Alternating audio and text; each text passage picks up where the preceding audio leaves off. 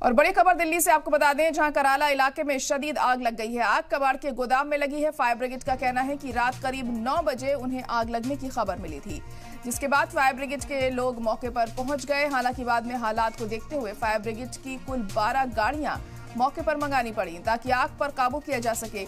इस हादसे में किसी के भी जख्मी होने की खबर नहीं है, लेकिन फायर ब्रिगेड के मुलाजिमीन का कहना है कि आग काफी बड़े हिस्से में फैली हुई है। तो आग लगने का कहर यहां पर देखने को मिला है। दिल्ली की ये घटना है, जहां पर दिल्ली के कराला इलाके में शदीद आग लग गई। तस्वीरें भी आप देख सकते हैं किस तरह खतरनाक अंदाज में ये आग लगी है यहां।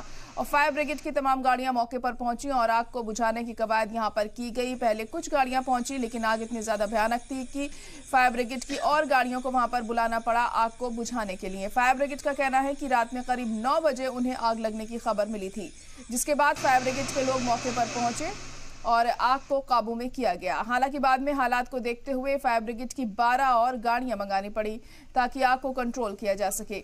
इस हादसे में किसी के भी जख्मी होने की खबर सामने नहीं आ रही है, लेकिन फायर ब्रिगेड के मुलाजिमीन का कहना है कि आग काफी बड़े हिस्से में फैली हुई है। और ये तस्वीरें भी आप देखकर समझ सकते हैं कि आग की लपटें आसमान छूती हुई दिखा रही हैं और कितने शदीद तौर पर यह आग यहां पर लगी है।